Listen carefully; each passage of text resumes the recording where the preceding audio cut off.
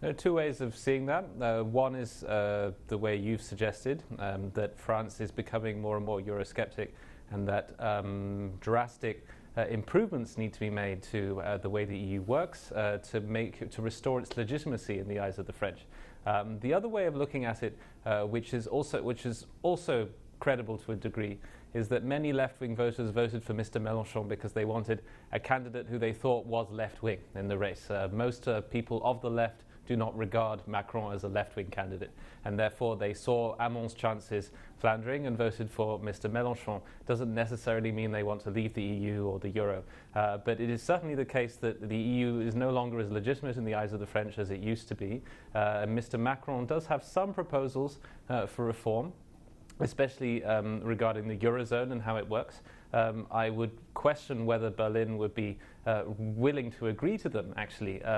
Berlin was probably closest to the policies of Mr. Fillon, the centre-right candidate, who wanted France to live within its means, conduct some structural reforms, and then think about a broader solution to the imbalances in the Eurozone.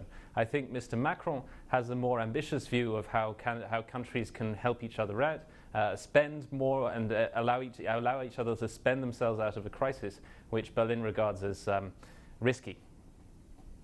With Geert Wilders' defeat in Holland, with now Le Pen looking like she's going to go down to defeat also, does this suggest somehow that the populist waves that really seem to be at the gates of the halls of power in Europe the last year or so are now receding, or would that be reading too much into this recent spate of electoral results? No, I think symbols and dynamics are always important in politics, and this series of setbacks for so-called populist parties is very significant, and there will now be much more optimism, not just among European politicians and the political class, but also, I think, among investors and people who are interested in doing business with Europe. I think they will be slightly more likely to listen to people like myself who say, well, Europe has a lot of problems but also has a lot to offer and is in quite a sustainable position economically.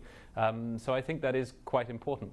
I think it isn't a time for complacency, however. We were speaking just a few moments ago about how popular these parties are. They'll remain so. And it is also the case in France that we don't really know how Mr. Macron will be able to govern. I heard a French MP earlier on your program saying that his party still plans to do quite well. That may be true. I think Mr. Macron's En Marche movement could also do well, but you'll have a very fragmented parliament and a lot of different ideas on how reform should be conducted in France. And if you disagree on what reforms should be conducted, quite often you end up with not much reform at all, and the FN will continue to make progress.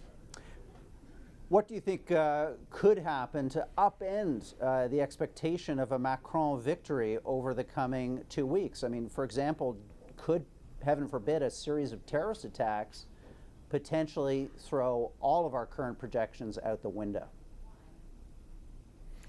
Unfortunately, a terrorist attack could happen at any time, although if one were to happen, God forbid, I doubt it would have much impact on the race, actually. Mrs. Le Pen has never managed to really benefit from a terrorist attack. She's always tried to use subtle language to come across as compassionate and not intending just to benefit from human suffering. But every time I think the French have sort of seen through this and thought that basically it's political recuperation of an attack. So were this to happen, all eyes would be on her, and I don't think she'd really be able to pull it off. What I think could lead to a Le Pen victory, as was suggested earlier, is abstention and voters deciding to go to the polling booths but spoil their ballots. Mr. Macron frustrates a lot of voters, even moderate voters who may agree with some of his policies. They think that he's, well, obviously too young, but also they can't quite understand why he wants to be in power.